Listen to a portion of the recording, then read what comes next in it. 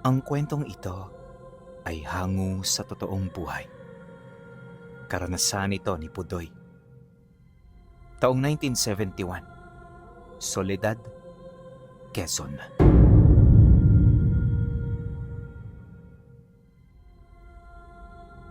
Noong mga panahong ito, nakatira siya sa bahay ng tiyuhin niyang manggagamot. Kilometro lang ang layo nito sa bahay nila, kaya kahit papaano, nakakauwi pa rin siya kapag Sabado at Linggo. Marahil nagtataka kayo kung bakit dito siya tumira, kahit meron pa siyang pamilya. Maging siya man kasi, takang-taka talaga noon sa kalagayan niya. At kahit gusto niyang umuwi, alam niyang hindi ito pupwede. Kailangan siya ng tiyuhin niya, kaya kailangan niyang manatili roon, anuman ang mangyari. Naibahagi na rin ng tatay niya ang rason, kaya sa halip na magmatigas, pinili na lamang niyang sumunod. Simple lang naman ang gagawin niya sa bahay nito. Tumulong sa mga gawain kapag meron itong trabaho. Wala kasing pamilya ang tiyuhin niya, kaya natatambakan ito ng gawaing bahay sa oras na may mga tinutulungan itong tao. Noong una wala naman itong problema para sa kanya. Ang kaso habang tumatagal, mas lalo ring tumitindi ang pangungulila niya. Pilit niya itong nilabanan hanggang sa masanay na siya. Akala niya 1 taon lang ang itatagal niya sa pamamahay nito. Pero pagkalipas ng Disyembre, nagulat siya nang abisuhan siya ng tiyuhin niya tungkol sa mga binabalak nitong pagtungtong ng susunod na taon. Chodagay, di ho ba 1 taon lang ang usapan ninyo ni Itay? Sa isip-isip ko ho kasi, babalik na ako sa amin pagtungtong ng Enero. Bakit nyo pa ho sinasabi sa akin ang tungkol sa mga binabalak nyo rito? Nang marinig naman ng tiyuhin niya ang kanyang sinabi, bahagya itong napabuntong hininga habang nag-iisip ng mga isasagot sa kanya. At sa muling pagpang-abot ng mga mata nila, kaswal itong sumagot ng, Hindi pa kasi tapos ang digmaang kinakaharap ko, pamangkin. Kaya nakiusap ako sa tatay mo kung pwede ka pa ritong manatili ng 1 taon. Pangako ko sa iyo, pamangkin. 1 taon na lang. Ho? Teka lang, ano po ang ibig niyong sabihin? Mahabang kwento, Pudoy. Pero huwag kang mag-alala. Kapag meron akong oras, ipagtatapat ko sa iyo ang lahat. Hindi naman pwedeng tumira ka lang dito nang walang nalalaman, hindi ba? Sagot naman ito sa kanya. Nang marinig niya ang sinabi nito, kinutuban siya ng masama. Naniniwala siya sa mga antingero at naniniwala rin siya sa mga kalaban nito. Kaya naman sa isip-isip niya, posibleng ang nakaaway nito ay yung mga aswang na nakatira sa labas ng Soledad, malapit sa lupain ng Kagsiay. Noon pa man kasi, usap-usapan na sa lugar nila ang tungkol sa mga aswang na nanginginain galing sa lugar na yon. Marami nang sumubok na palaga ng mga ito, pero sa bandang huli, yung mga taong yon ang dumanas ng katakatakot na sumpa at kamatayan. Lahat na damay, kaya nang malipol ang mga ito, wala nang sumubok pang sumunod sa kanilang tinahak na daan. Maging ang mga kapatid ni Pudoy alam ang tungkol dito, kaya nang marinig niya ang sagot ng tiyuhin niya, literal na kinabahan talaga siya. Pagsapit ng gabi, sa kanilang hapunan, ipinagtapat nito ang mga bagay na kailangan niyang malaman. Mahaba-habang istorya kung idedetalye ko ang lahat ng bagay na gusto mong malaman. Kaya para mas madali, buod na lang ang ating pag-uusapan. Noong mga nakaraang buwan, may nagtangka ritong tumira ng mga aswang. Isa silang pamilya at sa hinala ko, nahanay ito sa lahi ng mga asbo. Hindi ko na kinilala kung sino-sino ang mga ito.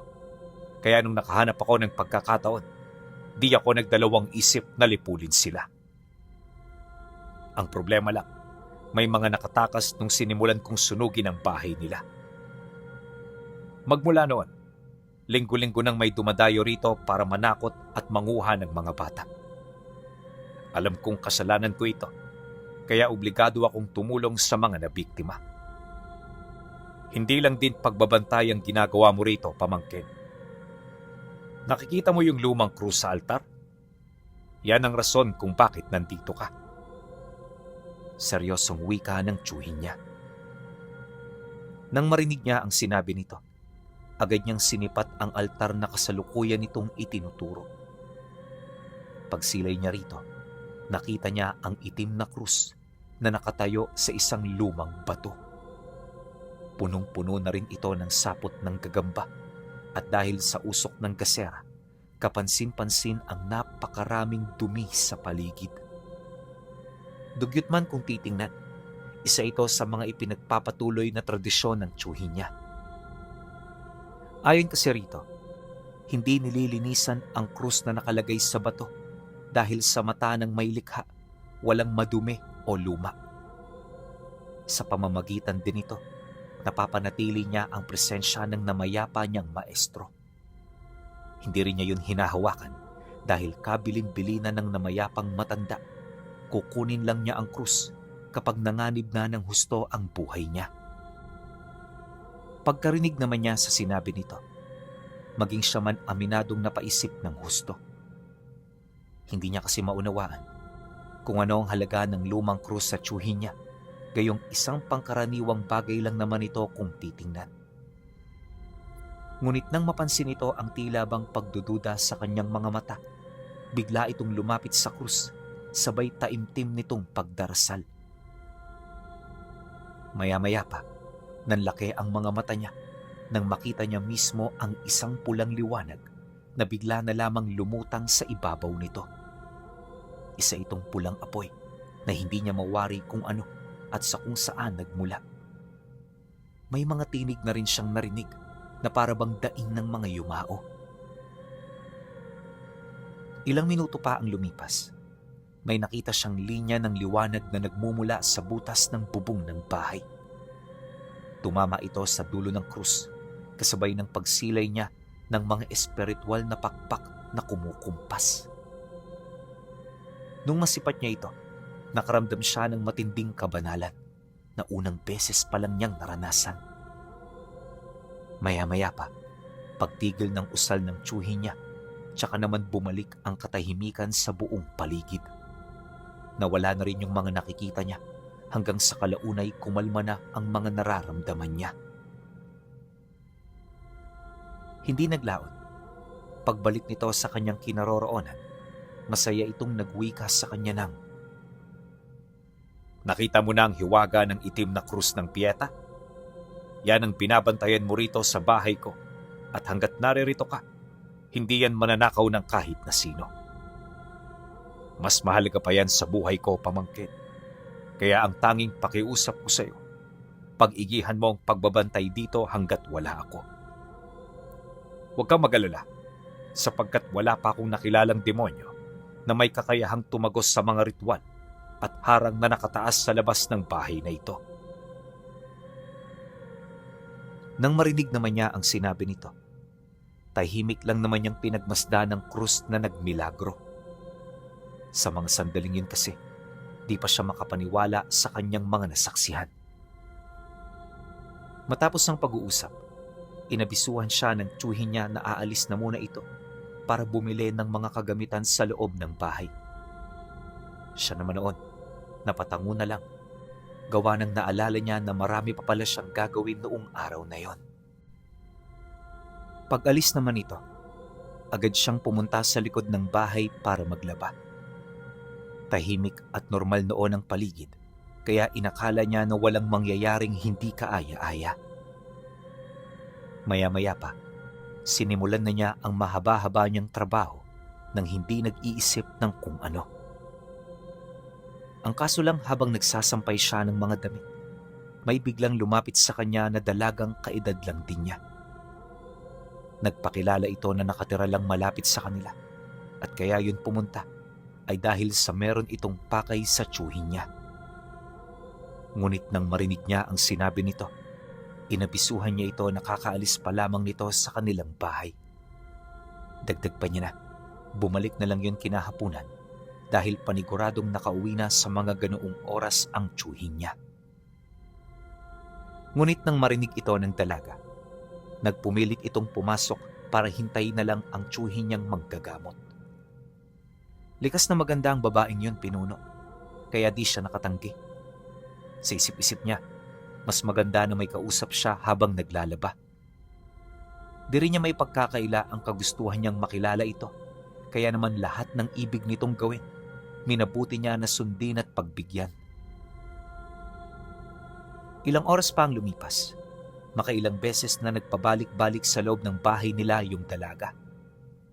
Kesyo, makikigamit lang ito ng palikuran, iinom ng tubig, at kung ano-ano pang mga palusot na hindi naman niya pinagdudahan. Minsan nga sinasamahan niya pa yun sa loob na kung saan kapansin-pansin ang tila bang kakaiba nitong pagpaparamdam sa kanya. Dahil dito, kung kaya't inakala niya na meron itong gusto sa kanya. Yun nga lang, pagdating ng tiyuhin niya, bigla nitong tinigalpo ang dalaga. Agad itong bumagsak sa lupa, pilit na umunat ang mga paa at kamay habang nanginginig ang buo nitong katawan. Sinusubukan din itong magsalita na para bang gusto nitong magmakaawa sa kanila. Nang masipat naman niya ang ginawa ng tiyuhin niya, agad niyang nilapitan ng dalaga habang nagtatanong sa tiyuhin niya ng, "Tiyo, anong ginawa niyo? Ibalik niyo ho siya sa dati! Tiyo!" Habang sinasambit niya ang mga katagang iyon, di niya maiwasang matakot dahil sa wala na siyang kaide-ideya sa mga nangyayari. Basta ang nasa isip niya noon, walang kasalanan ng dalaga, kaya hindi dapat nagawan ito ng masama ng tiyuhin niya. Ngunit sa kasagsagan ng pagtulong niya rito, bigla na lamang siyang napahinto nang marinig niyang magdasal na naman ng Latin ang tiyuhin niya. Ramdam na ramdam niya ang bawat kataga hanggang sa namalayan niya na nagbago na pala ang anyo ng dalagang hawak-hawak niya. Pagsilay niya rito, nakita niya ang isang mukha ng matandang babae na ubod na ng puti ang buhok. Kamoy na ito ng lupa, tapos ang hininga nito, literal na nakakamatay kapag nalalanghap. Nung masipat niya ang kalagayan nito, agad niya itong binitawan. Ang kaninang awa na nararamdaman, napalitan ng matinding pandidiri at hindi pagkapaniwala sa kanyang mga nasilayan. Maya-maya pa, nang marating niya ang kinaroroonan ng tiyuhin niya, dali-dali niyang hinubad ang suot niyang damit dahil sa naiwang amoy ng matanda. Tiyo, sino yan? Hindi yan yung babaeng kasama ko rito kanina. Nang marinig naman ito ng tiyuhin niya, paggalit naman itong sumagot ng, Kaya nga di ba ang sabi ko sa'yo, wag na wag kang magtitiwala dahil hindi mo alam kung sino ang kaharap mo. Pudoy, mapanlin lang ang mga aswang, kaya mag-iingat ka. Magpasalamat ka. Ang krus ng piyeta ang pakay niya dahil kung nataong pumunta yan rito para maghigante, meron kang kalalagyan. Dahil sa sinabi nito, di niya maipagkakaila ang takot sa kanyang katawan. Matapos ang kanilang pag-uusap, nilapitan na ng tiyuhin niya ang matanda para kalad ka rin patungo sa likod ng bahay nila. At mula roon, tinabunan nila ito ng mga kahoy at balat ng nyog bago buhusan ng langis. Pagsilab nila rito, mabilis itong nilamon ng apoy hanggang sa marinig nila itong umungol bago tuluyang bawian ang buhay. Nung naramdaman nilang wala na ito, matyaga nilang hinintay na matupok ang mga nakatambak na kahoy. Maya-maya pa, nalanghap na nila ang amoy ng nasusunog na karne na kalaunay napansin naman ng mga kapitbahay nila. Yun nga lang, dahil sa wala ito roong nakakita, kung kaya't hinayaan na lamang sila ng mga ito sa kanilang mga ginagawa. Pagtungtong ng hating gabi, Binalikan nila ang nasusunog na bangkay ng aswang para hanguin ang mga natitirang parte ng natupok nitong katawan. At nung makuha na nila ito, dinala nila yon sa labas ng baryo para mailibing sa ilalim ng isang matandang puno. Matapos nila itong gawin, tsaka pa lamang sila umuwi at nagpahinga. Bago matulog, pinag-usapan nila ang tungkol dito at sa kung ano ang aasahan nila sa mga susunod na araw. Pudoy, tandaan mo na lahat ng pupunta rito na wala ako, mga kalaban ang mga yan. Wag na wag mo silang papapasukin ni kakausapin. Hanggat maaari, layuan mo sila. At kung wala ka namang gagawin, mas mainam na manatili ka lang sa loob ng bahay. Pasensya ka na. Gustuhin ko mang manatili rito kasama ka. May mga obligasyon ako na kailangang unahin. Bigyan mo lang ako ng 3 araw. Tatapusin ko ang lahat ng ito. Dahil sa sinabi nito, napatango lang naman siya habang kampanteng sumasagot dito ng, "Sige lang ho, tiyo. Kaya ko naman ang sarili ko eh. Kayo hong mag-iingat at kayo ang umaalis dito." Matapos ang pag-uusap, nagpahinga na silang dalawa. Kinabukasan, maaga pang umalis ang tiyuhin niya. Siya naman noon, naging abala sa pag-aayos ng mga kagamitan sa bahay. Nagluto na rin siya at naglaba bago tumambay sa harapan ng bahay.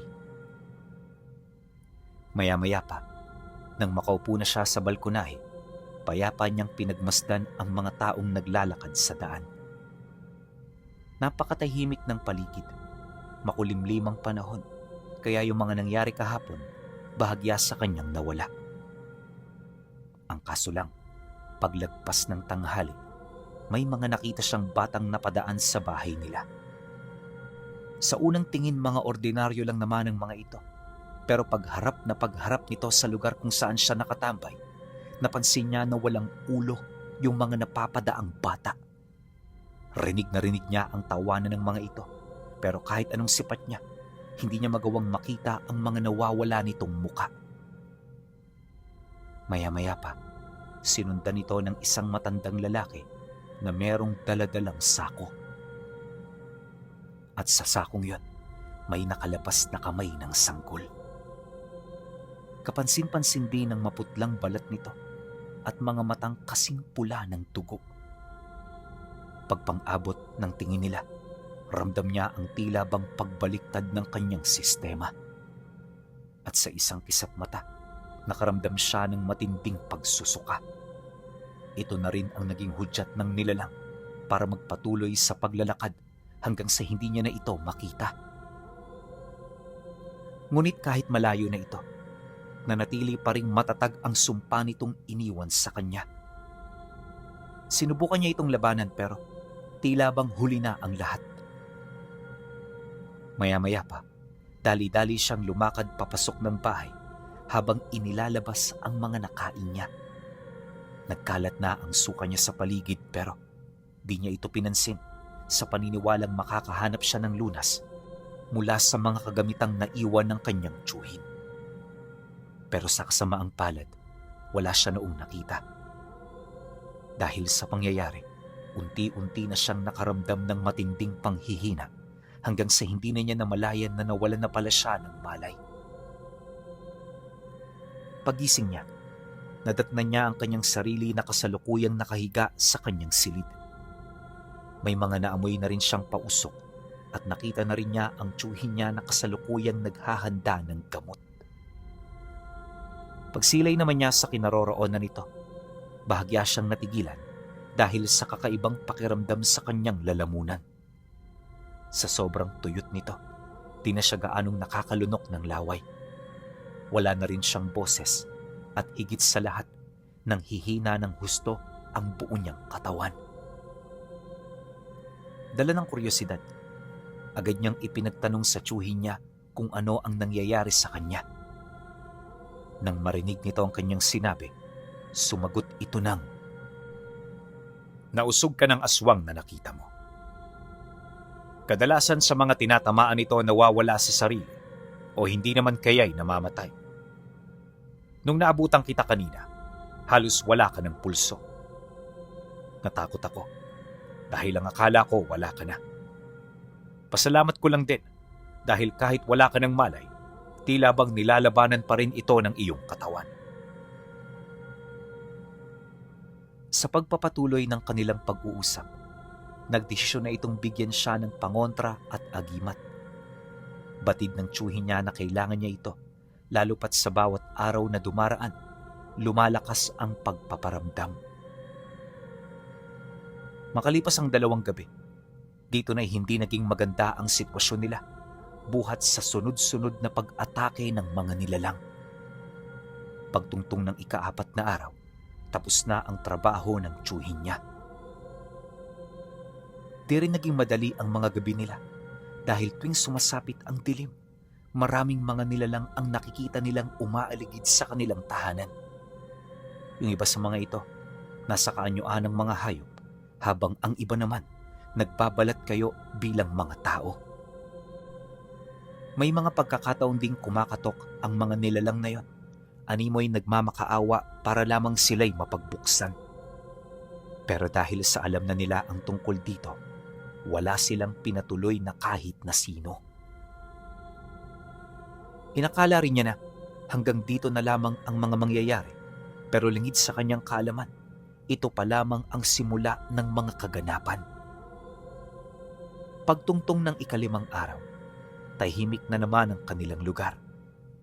Inaasahan nilang magtutuloy-tuloy na ito pero sa kasamaang palad, hindi yun nangyari.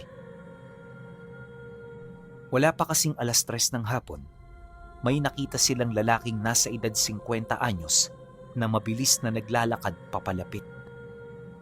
Pagdating nito sa labas ng bahay, gulat na gulat sila nang makita nila itong kasyual na binuksan ng pintuang punong-puno ng pangontra ng aswang. Marahan din itong naglakad hanggang sa marating nito ang pintuan ng kanilang tahanan. At nang makarating na ito roon, agad nitong tinawag ang pangalan ng tiyuhin niya. Nagpakilala ito bilang pinuno ng mga aswang at ang kaisa-isang utak sa mga nangyayaring pagsalakay sa kanilang lugar. Mariin din itong inilahad na wala siyang ibang pakay kundi ang buhay ng taong kinagagalitan niya. Dahil sa sinabi nito, agad namang binuksan ng tiyuhin niya ang pinto. Pagharap ng dalawa, ramdam niya ang nakamamatay na presensya na namamagitan sa kanila. Panaka-naka na rin ang pagdarasal ng tiyuhin niya, indikasyon na humihingi na ito ng tulong sa Panginoon na kanyang pinaniniwalaan. Matapos nun, tsaka ito tumingin sa kanya habang pasimple na nagsasalita. Manatili ka roon sa krus. Bantayan mo. At kahit na anong mangyari, wag na wag mong ibibigay dito. Kapag naramdaman mong matatalo ako, tumakas ka na. Unahin mong iligtas ang bagay na yan, higit sa kanino man. Pagkarinig niya rito, bigla siyang nakaramdam ng kilabot ng sa hindi malamang dahilan. Yung kutob niya kasi, parang sinasabi na walang laban sa nilalang na yon ang tiyuhin niya. Kaya naman sa halip na magtagal pa, dali-dali niyang pinuntahan ng lugar na kinaroroonan ng altar. At nung makita na niya ang krus, agad niya itong binalot ng puting tela tsaka isinuksok sa likod niya. Matapos nun bumalik siya sa sala na kung saan naroon ang dalawa. Pagsilay niya sa mga ito, nakita niya ang tiyuhin niya na nakikipagbuno na sa nilalang. Nagkalat na rin ang mga gamit nila sa paligid dahil sa pilit nitong pagwawala sa loob ng bahay nila. Ilang minuto pa ang lumipas. Tumarak na sa balikat ng tiyuhin niya ang matatalas nitong kuko hanggang sa dahan-dahan na itong bumaon papalapit sa mga tadyang nito. Pilit yung winakwak ng nilalang na siya namang buong puwersang nilabanan ng tiyuhin niya. Gumamit na rin ito ng mga buhay na salita pero sa kasamaang palad di rin ito umubra. Pagbaling nito ng tingin sa kanya, bigla na lamang itong sumigaw ng malakas. sa halip na unahin ang sarili nitong kaligtasan. Pudoy! Takbo na! Umuwi ka na sa inyo dahil doon matutulungan ka ng ama mo. Pasensya ka na. Hindi ko na matutupad ang pangako ko sa'yo. Pagkasambit nito ng mga kataga, bumaon sa leeg nito ang pangil ng lalaki. Nang masipat niya ang pangyayaring yon, dito na siya kumaripas ng takbo para makalayo. Paglabas niya ng bahay, agad siyang pumunta sa sentro para makahingi ng tulong at para makapagtago.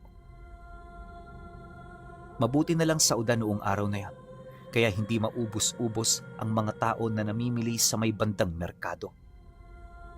Nang makasabayan niya ang mga ito, kalmado niyang tinahak ang daan hanggang sa makalabas na siya ng baryo. Maya-maya pa, may mga nakasalubong siyang magsasaka na nagmagandang loob na maghatid sa kanya. Dahil sa mga ito, kung kaya't nakauwi siya ng ligtas sa bahay ng mga magulang niya. Pagsilay niya sa kanyang ama, agad siyang tumakbo habang pahagulgol na umiiyak. Dahil dito, kung kaya't agad naman siya nitong sinalubong na bakas sa mukha nito ang labis na pag-aalala at pagtatanong. Pagharap nilang dalawa, ipinakita niya rito ang hawak niyang krus, kasabay ng paglahad niya ng mga nangyari sa bahay ng tiyuhin niya. Tay, wala na ho si Teo. Nakita ko siyang pinatay nung lalaking dumayo lang sa labas ng bahay niya. Hindi ko yung kilala eh. Pero buong pagkakaalam ko, dumayo yun para kunin ang krus na to. Nang marinig naman ito ng tatay niya, bahagya itong napatingin sa krus na hawak niya. Walang ano-ano, kinuha nito ang krus habang nagmumura. Matinding pagsisisi rin ang ipinaramdam ng kanyang ama na parabang hindi nito matanggap ang pagkawala ng tiyuhin niya. Makalipas ang ilang minutong pag-uusap, kinuha nito ang krus upang ilagay sa kanilang altar. Lahat ng nakalagay doon itinabi nila para lamang mabigyan ito ng magandang pwesto. At nung mailagay na nila ito, inabisuhan siya nito na wag na munang lumabas ng bahay. Ayon dito, hindi pa tapos ang problema nila dahil paniguradong dadayuhin sila ng nilalang para lamang makuha ang pakay niya. Mariing din itong inilahad na matagal na niyang naririnig ang tungkol sa problema ng tiyuhin niya, pero hindi nito sukat akalain na meron palang nilalang na maglalakas loob na salakayin ang tahanan nito para yon ay paslangin. Dagdag pa nito na ang nangyari ay may ituturing na isang hudyat ng digmaan sa pagitan nila at ng mga nilalang. Gayunpaman, naniniwala ang kanyang ama na hindi posibleng marami ang tutulong sa kanila. Sa tagal kasi na panahong nakalipas, namayapa na ang mga antingerong minsang nagpasiklab ng digmaan laban sa mga nilalang. Isa yon sa mga inaalala ng tatay niya dahil kung nataong yon ay totoo, paniguradong bilang na lamang sa mga daliri nila ang mga antingerong may lakas pa ng loob na makipaglaban sa mga nilalang ng kaliwa. Kaya yun nasabi ng tatay niya dahil sa ito ang bunga ng tahimik nitong pag-uusisa. Matapos nitong magsalita, agad naman siya nitong iniwan. At kagaya ng habili ng kanyang tiyuhin, ipinag-utos nito na bantayan ang krus ng piyeta upang hindi ito mawala. Nang marinig naman niya ang sinabi nito, di na siya umimik, lalo pat batid niya na wala naman siyang maitutulong dito. Di rin siya kumbinsido na makikipaglaban ng tatay niya, gawa ng ang pagkakaalam niya, isa lamang itong ordinaryong tao. Ngunit paglabas nito ng kwarto, nakita niya itong may daladalang gunong na nakalagay sa lalagyanan. Nakasuot na rin ito ng habak kasama ng kamiseta na punong-puno ng mga orasyon. Dahil sa nakita niya, agad niya yung nilapitan para kausapin. Sinikap niyang pigilan ng tatay niya sa kadahilan ng ayaw niya itong matulad sa tiyuhin niya. Huwag kang mag-alala, anak. Alam ko ang ginagawa ko. Kilala mo ako. Hindi ako gumagawa ng mga bagay na posibleng ikapahamak ko. Kaya anuman ang gagawin ko ngayon, nakasisiguro ko na may laban ako rito. Wala ka pang alam. Wala kang ideya sa kung ano ang mga pinagdaanan ko sa aking kabataan. Nang marinig niya ang sinabi nito, hindi na niya pinilit ang kanyang gusto. Sa halip pinabayaan niya ito nang sa gayoy malaman niya kung ano ang ibig nitong iparating. Pagtungtong ng gabi, gulat na gulat siya nang makita niya ang tatay niya nakausap na ang lalaking pumatay sa tiyuhin niya. Maayos ang usapan ng dalawa, para bang dati itong magkakilala. Maya-maya pa, bigla na lamang nitong sinunggaba ng ama niya hanggang sa magpang-abot na itong dalawa. At sa puntong yon, dito niya nakita kung gaano kalakas ang pangangatawan nito. Ubo din kasi ng liksi ang tatay niya, sa puntong nagagawa nitong mailagan ang lahat ng ataking segundo na lamang ang pagitan bago tuluyang humiwa sa laman niya. Sa pagpapatuloy ng ganoong sitwasyon, walang patid naman itong inundaya ng tatay niya gamit ang gunong na dinugtungan ng isang purong enerhiya. Sa pamamagitan ng enerhiyang yon, nakapaglilikha ito ng talim na may kakayahang sumugat sa kahit na anong uri ng bakod at puder na pwedeng itaas ng mga nilalang ng kaliwa. Dahil sa armas nito, kung kaya't hindi basta-basta ang nilalang. Madalas na rin itong dumistansya sa tatay niya, dulot ng panganib ng tanga nitong armas. Nang mapansin naman yon ng kanyang ama, nagpatuloy ito sa pag-atake hanggang sa masugatan na nito ang kaliwang braso ng nilalang. Pagramdam naman ng aswang na may lason ang talim ng gunong, agad nitong pinutol ng walang pagdadalawang isip ang braso nito. Matapos nun, pinuluputan niya yon ng laway bago sumugod ng napakabilis. At sa loob ng ilang minutong pagbubuno ng dalawa, nasaksihan niya kung papaano ito durugin at yurakan ng tatay niya. Kalaunan, nang tuluyan ng manghina ang nilalang, tumarak sa dibdib nito ang espiritual na sandata na nakadugtong sa armas nito. Paghugot nito ng armas, tuluyan na rin yung bumagsak nang wala ng buhay. Matapos ang pangyayari, agad itong lumakad hanggang sa makalipas ang ilang oras, may nakita silang malaking sunog sa paanan ng bundok. Ayon sa kanyang ama, isa yun kuta ng mga aswang na balak niyang lipulin. Dagdag pa nito na hindi pa roon magtatapos ang lahat dahil hanggat umiiral ang lahi nito, hindi siya mapapanatag. Dahil sa sinabi nito, kung kaya't nagpatuloy ang pagtugis nito sa loob ng 2 buwan.